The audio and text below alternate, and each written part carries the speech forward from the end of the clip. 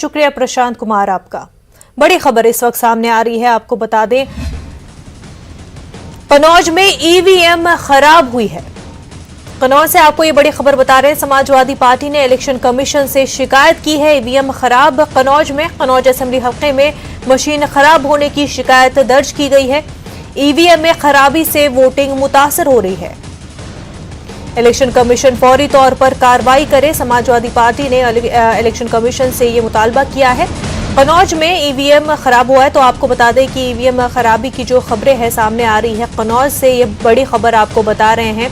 Kannauj assembly हल्के में machine खराब होने की शिकायत की गई है समाजवादी पार्टी की जानिब से, और ईवीएम में खराबी की वजह से वोटिंग भी जाहिर सी बात है मुतासर हो रही है। इलेक्शन कमीशन फौरी तौर पर कार्रवाई करे। तो ईवीएम खराब होने की वजह से वोटिंग पर काफ़ी असर पड़ जाता है, लोगों को इंतज़ार करना पड़ता है, वोटिंग के अमल में रखना पड़ता है।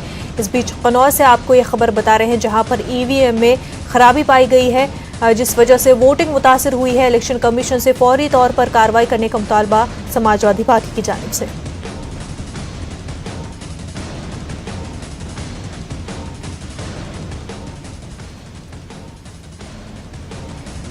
कन्नौज से हमारे नुमाइंदे लोकेश हमारे साथ जुड़ चुके हैं। लोकेश, ईवीएम खराबी की खबर कन्नौज से सामने आ रही है। जी हाँ, ये दो जगह है जहाँ ईवीएम खराब होने की जानकारी आ रही है। छिबरामऊ विधानसभा जो है उसका बूथ संख्या 143 पर ईवीएम खराब होने से मतदान बाधित है। इसके अलावा आपको बता दें बूथ तिरवा विधानसभा के बूथ संख्या 220 पर ईवीएम खराब होने की जानकारी आ रही है। प्रशासन जो है उन खराब ईवीएम को बदलने के लिए प्रयास कर रहा है, जल्दी से जल्दी ईवीएम वहां पहुंचे ताकि मतदान सुचारू रूप से चालू किया जा सके। तो अब तक अगर वोटिंग शुरू नहीं हुई है तो लोगों को भी काफी दिक्कतों का सामना करना पड़ा होगा, अब तक इंतजार कर पा रहे हैं। ऐसे में क्या कहा जा रहा है कि कब तक जो है मशीन चालू हो सकेगी? प्रशासन द्वारा बताया जा रहा है कि जल्द से जल्द ईवीएम वहां पे बदल के पहुंच जाएगी, जिससे कि मतदान शुरू हो जाए। फिलहाल लोग अपनी बारी का इंतजार कर रहे हैं, लाइनों में लगे हुए हैं कि जैसे ही मशीन बदलती है वैसे ही मतदान वो लोग कर सके।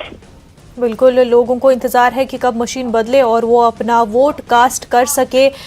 इंतजामिया भी यकीन दहानी कराई जा रही है कि जल्द अज जल्द जो है मशीन बदल दी जाएगी और वोटिंग का अमल शुरू किया जाएगा।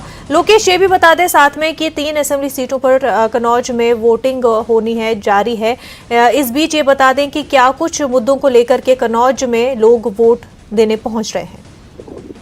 देखिए, मुद्दों की बात किया जाए तो कन्नौज जो है इत्र के नाम से मशहूर है, तो यहाँ पे एक इत्र पार्क की मांग यहाँ के व्यापारियों के साथ ही साथ आपको बता दें कि यहाँ ये जो जगह है कन्नौज, ये आलू किसानों के लिए जानी जाती है। तो यहाँ पे जो आलू किसान हैं उनकी तरक्की के लिए वो लोग फूड प्रोसेसिंग यूनिट की मांग कर रहे हैं कि फूड प्रोसेसिंग यूनिट लगाइए ताकि उनका आलू सही दामों पर बिक सके, और उनकी जब खपत बढ़ेगी तो स्वाभाविक सी बात है कि उनको वाजिब दाम मिल सकेंगे।